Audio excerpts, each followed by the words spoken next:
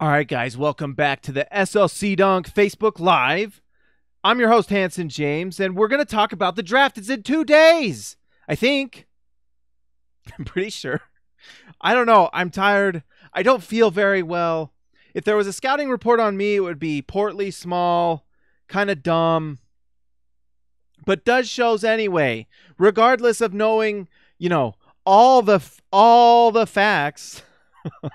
But anyways, we're going to talk about 3 players today that I think are being way undervalued, way underrated in the draft, that hopefully one of these falls to the Utah Jazz, or if you're not a Utah Jazz fan and someone else, if you're lucky, these guys might fall to you, especially if you're outside of like the top 5.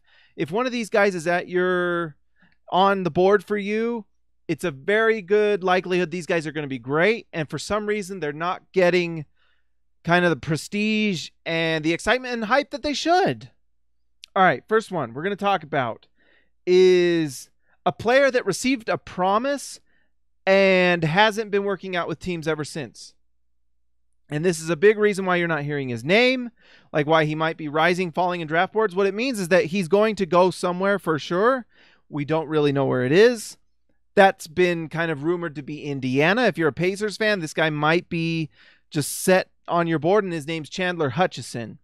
Now, the Hutch, as he's known in Boise State, me and the Hutch were close. Actually, I just barely know who he is. Michael Lohman talks about him a lot. The Jazz have actually scouted him multiple times.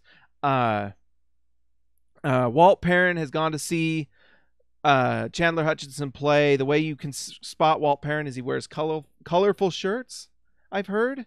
So if you see a colorful shirt in the audience, it might be Walt Perrin.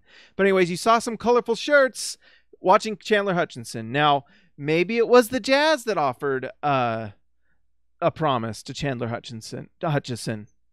Or maybe it was Indiana. We're not sure. The Jazz have been very tight-lipped. The Jazz are very, very big on keeping quiet during the draft. They don't want news to let out. The famous story is last season with Donovan Mitchell, with how well his workout went. They did not want that information getting out. And I know that's similar to Rudy Gobert. Rudy Gobert had a great workout with the Jazz, and they knew that he was going to have talent in the league. I don't think with both Rudy Gobert and Donovan Mitchell, they knew they'd be this impactful, but that's how it turned out. And you know what helps teams not lose guys that they know are going to be great is blab about how great their workouts are, especially if other teams didn't get a chance to work them out. So, Serge Dupont and Grayson Allen might be good. I don't hate the idea of him. I mean, he's athletic, can shoot, but I don't think he's one of these guys that I'm talking about. So first is Chandler Hutchison, and the reason he's being underrated is he got a promise and he just stopped working out with people, and that's why you're not hearing his name very much. But the guy is great. He's going to score. If you go watch his highlights, he is a fluid athlete. He can shoot. He looks like he can play multiple positions, and if he can play the 2, 3, maybe in a few years down the road could play the 4 even with his size, that could be a really great pick. So Chandler Hutchison, number 1. Number 2. Now this guy I like. He kind of reminds me of Donovan Mitchell a little bit just because of his size. He's a little undersized. A lot of people look at this draft and drafts in general, and they talk about measurements and length and size and how important those things are. But there's a lot of guys that have come into the league that have great length, measurement, and size and don't pan out. And you know who's going to pan out and be really good? Collin Sexton. Collin Sexton is going to come into this league, and he's going to be a really good player. Now, I don't know if he's going to be a superstar, but he's going to be a starting caliber point guard that is going to show leadership and be just a fighter for his team. I love his attitude, the fact that he's just willing to play for anyone who drafts him, and he's out to win. If you watch Collin Sexton play in college, you just saw a guy that was just has a dog in him. This guy fights. He wants to just beat everyone he plays. The famous highlights you've got to go watch is when it was 3-on-5, when Alabama had that weird thing happen where their bench cleared because of an altercation, and they ended up ejecting the entire bench. And it ended up being 3 versus 5 with Collin Sexton against the other team. I can't remember who it was. And they actually almost came back and won the game. Collin Sexton is just a beast. And he, the knock he's getting, he's 6'2", 6'3". But you know what they said about Donovan Mitchell? They said that he was too small, that he's 6'2", 6'3". How's he going to play all these positions? And that's why he dropped. Same thing with Collin Sexton. The guy is a dog. He's going to be good. His shot is going to improve. He's a scorer. He's a leader. He fights. He's probably the best pick and roll point guard in the draft, and possibly the quickest. You know, he's got the skills to be great. And for whatever reason, not getting the love he deserves. Other guys that have length and size, you know, and that are young. So like a Kevin Knox, who I think actually has a chance to be really good, or Shea Gilgeous-Alexander, I think it is, are getting a lot of love. But when you watch Collin Sexton, you're watching a winning player.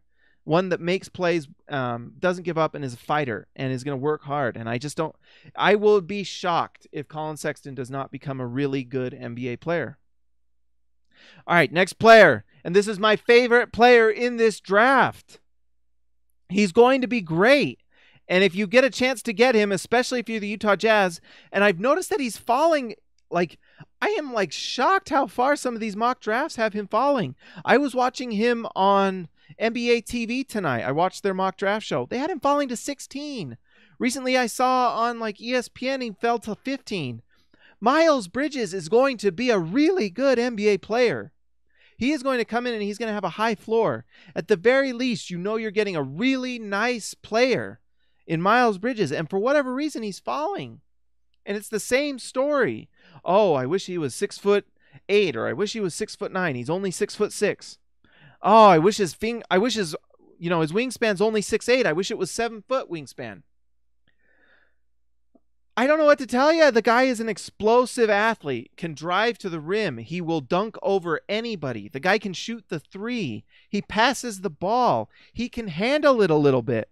And if Myles Bridges can play the power forward spot, he becomes a very dynamic NBA player, because he does things that most fours in the NBA can't do, and what you hope that your power forward can. If you're a good NBA team, your power forward can do the things that Myles Bridges is going to do.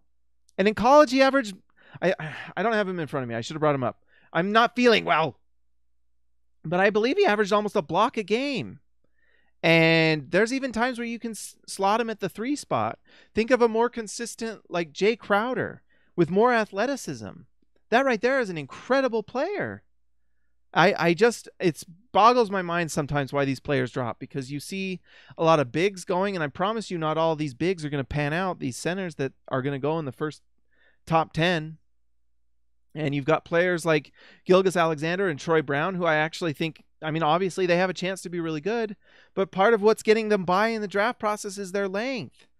But I don't see the explosiveness like I do with Myles Bridges, or the shooting ability of Chandler Hutchison, and just that like quickness and scoring and leadership mentality and just overall play of Collin Sexton. I don't understand.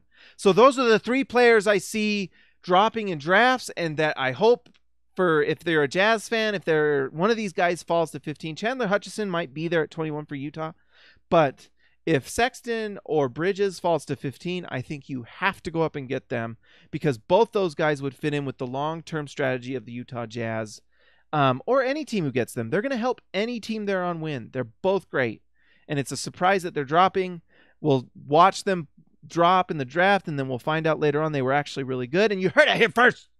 So that's why you should be subscribing to this channel. You should be liking and following on Facebook and sharing it with your friends. And then reading all the articles on SLC Dunk. Are you doing it? Do it right now. Go to slcdunk.com. Type it in. Go in the comments. Say James sent you. I am at Hanson James on Twitter. I will talk to you later.